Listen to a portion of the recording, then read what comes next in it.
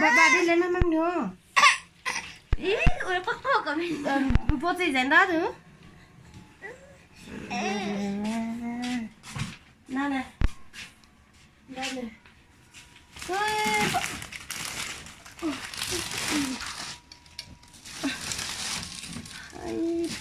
Hay ta.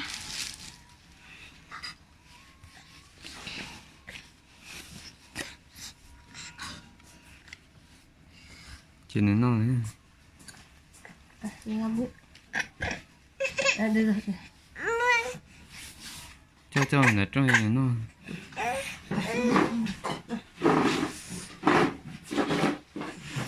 Đây vào đây.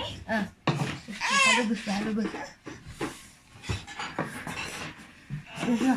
Ủa chị không được kìa.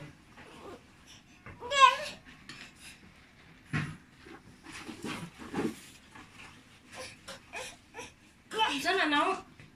Nóng á. Nóng. Thành nóng à.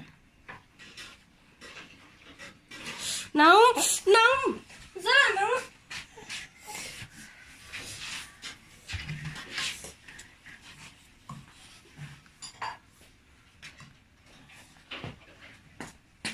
Cuộc này xỉu. Nó nóng à.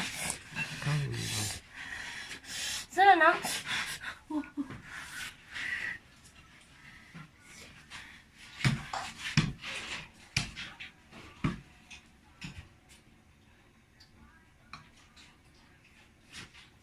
Có một cái cục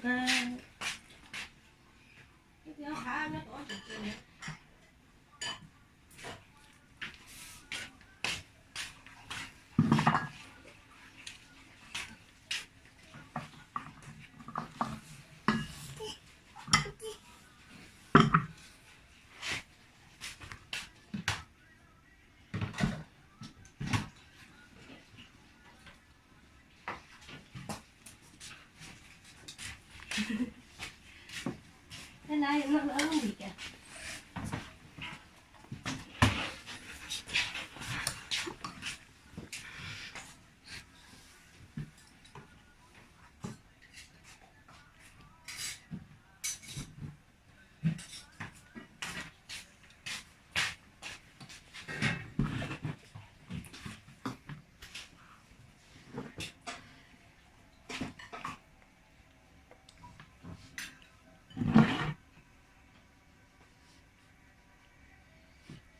Giờ rồi nhá. Không này là giờ nhá. Nó nóng.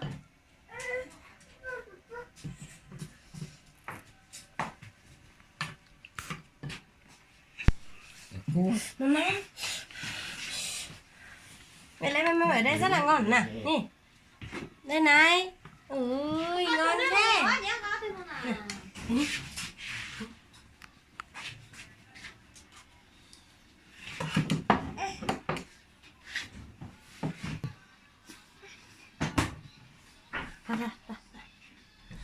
Ta.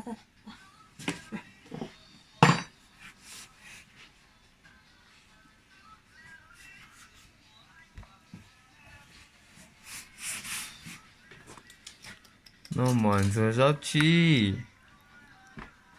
Này. Cú à? Chứ. Cái gì?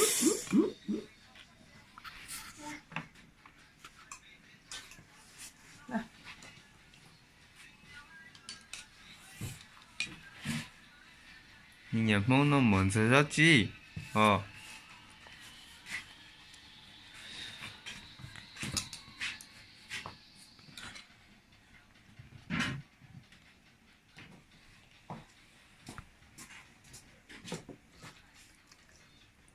Dạ bác bác.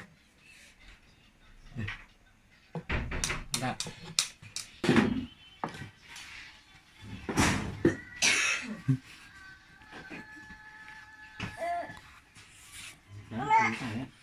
Nó à.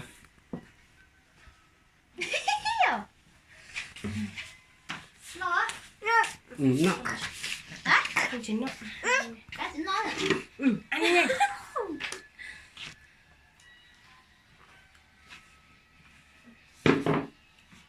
làm gì? Cái gì? Ôi mình sách thế rồi. Nè. thịt nếu hạt chỗ đây luôn rồi mà thế ta hãy đây luôn rồi hả